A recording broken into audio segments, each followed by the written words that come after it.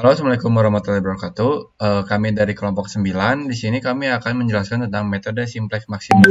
Sebelum itu, izinkan saya perkenalkan rekan-rekan saya.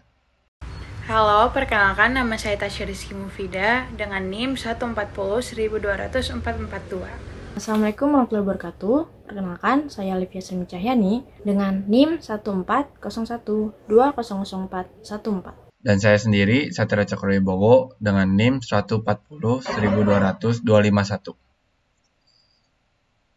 Metode simplex adalah algoritma yang digunakan untuk memecahkan masalah dalam pemrograman linear.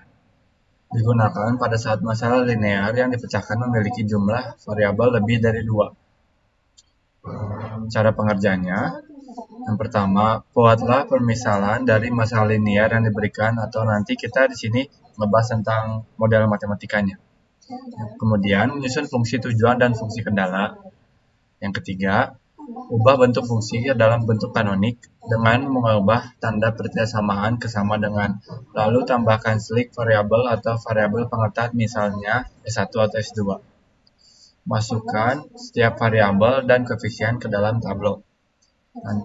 Carilah kolom kunci rasio baris kunci, kemudian ubah unsur kunci menjadi 1. Mengganti basis dengan kolom kunci dengan nilai baru dengan melakukan operasi basis dasar untuk mengubah unsur kunci jadi angka 1. Lanjut, ulangi langkah dalam menemukan kolom kunci rasio baris kunci serta kolom kunci baru untuk variabel X2 dan dilanjutkan dengan jalan yang sama.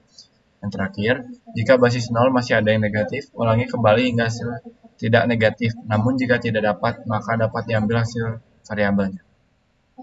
Untuk memudahkan memahami cara pengerjaan, berikut akan diberikan contoh soal. Yang pertama, selesaikan dulu dengan metode simplex maksimum Z sama dengan 8x1 ditambah 5x2 dengan sistem pertidaksamaan x1 ditambah x2 kurang dari sama dengan 6, 9x1 ditambah 5x2 kurang dari sama dengan 45, x1, x2 lebih dari sama dengan 0. Berikut penyelesaiannya. Yang pertama, buatlah fungsi ke dalam kanonik dengan menudah tanda pertidaksamaan sama dengan, kemudian tambahkan slide variabel atau variabel pemetak. Jadi nilai maksimum kita akan buat menjadi Z kurang 8x1 kurang 5x2 dikurang 0x1 dikurang 0x2. Kenapa kita akan menambahkan x1 dan x2? Karena di sini kita akan menggunakan dua sistem pertidaksamaan, di mana sistem pertidaksamaan yang pertama kita akan menggunakan x1 dan yang kedua kita akan menggunakan S2. Jadi pada persamaan maksimum kita akan menggunakan X1 dan X2. Namun koefisiennya adalah 0 agar tidak mengubah persamaan dalam nilai maksimum yang ada. Sedangkan untuk pertidaksamaan di mana kita akan mengubah dalam bentuk kanonik menjadi X1 ditambah X2 ditambah 1x1 ditambah 0x2 sama dengan 0. Di sini karena kita akan menggunakan X1, maka variabelnya memiliki koefisien 1. Sedangkan walaupun kita menambahkan X2 di sini, tapi koefisiennya adalah 0. Begitupun dengan sistem pertidaksamaan yang kedua, di mana kita akan menambahkan X2 dengan koefisien 1 dan kita akan menambahkan X1 dengan koefisien 0. Kemudian masukkan ke dalam tableau pertama, di mana pada tableau pertama kita akan masukkan semua variabel dan koefisien yang ada, di mana kita akan memasukkan basis di sini, yaitu basis Z, S1 dan S2, B0, B1 dan B2. Ini merupakan menentukan baris 0, baris 1 dan baris 2. Kemudian berikut adalah variabel-variabel yang ada pada persamaan. Kemudian RHS atau NK adalah nilai kanan atau ruas hasil. Kemudian untuk soal memaksimulkan jika masih 0, jika basis 0 masih ada yang negatif, maka tabel tersebut tidak optimal. Bisa kita lihat di sini basis 0 memiliki nilai negatif, yaitu min 8 dan min 5. Kemudian kita akan menentukan solusi layak yang mana X1 sama dengan 0, Z sama dengan 0. Jadi kita akan mengubah X1 X2 dan Z menjadi 0. Kemudian kita akan menentukan kolom kunci, di mana kolom kunci ini yaitu kita akan memilih unsur baris 0 yang nilainya paling negatif. Jadi pada baris 0 ini kita akan menentukan kolom kuncinya dengan memilih nilai yang paling negatif, di mana nilai yang paling negatif di sini yaitu terdapat pada X1 yaitu -8.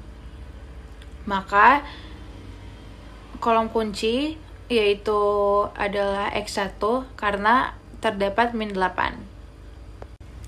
Kemudian setelah kita menemukan kolom kunci, kita akan menentukan rasio. Rasio yaitu perbandingan RHS dengan unsur kolom kunci. Jadi di sini kita akan mendapatkan rasionya yaitu sebagai berikut. Karena RHS basis 0 adalah 0, maka tidak perlu kita perhitungkan. Jadi kita akan menghitung rasio untuk basis 1 dan basis 2, di mana rasio pada basis kedua nilainya paling kecil, maka di sini kita akan memilih basis 2 sebagai baris kunci karena diperoleh dengan memilih rasio baris yang paling kecil. Jadi di sini kita telah menemukan kolom kunci, berikut juga dengan baris kunci. Jadi kita akan menentukan unsur kunci, di mana unsur kunci adalah pertemuan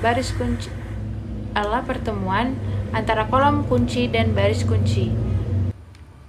Unsur kunci harus diubah menjadi angka 1. Jadi di sini kan baris unsur kuncinya adalah 9. Jadi kita akan mengubah nilai 9 menjadi 1 dengan cara melakukan operasi baris dasar. Jadi B2 aksen atau B2 yang baru sama dengan 1/9 dikali B2. Kenapa dikali 1/9? Karena di sini nilai unsur kunci yaitu 9 dan kita akan mengubahnya menjadi 1. Cara agar mengubah 9 ini menjadi 1 yaitu mengkalikannya dengan inverse-nya yaitu 1/9. Sehingga unsur kunci akan menjadi 1.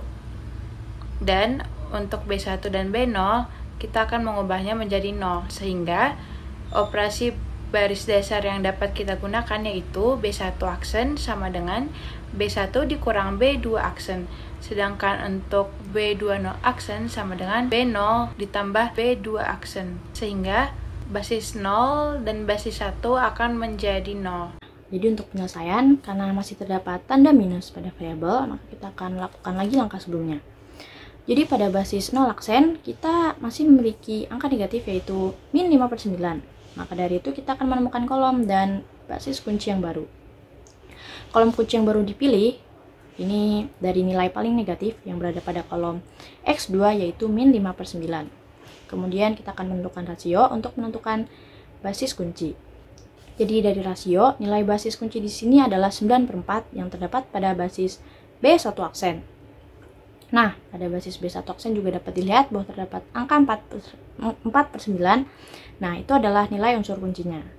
Kemudian kita akan melakukan operasi baris dasar agar unsur kunci di B1 aksen menjadi 1 dan basis kunci di B2 aksen menjadi 0, yaitu dengan mengkalikan 9/4 dengan 4/9.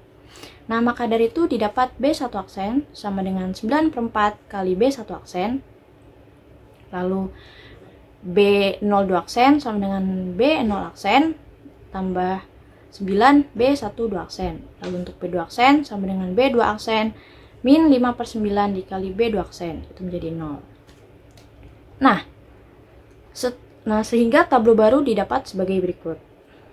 Nah, dari tablo 2 maka dapat diketahui bahwa dari soal nilai X1 adalah 15/4, lalu untuk X2 adalah 9/4 dan untuk Z adalah 4/1/4.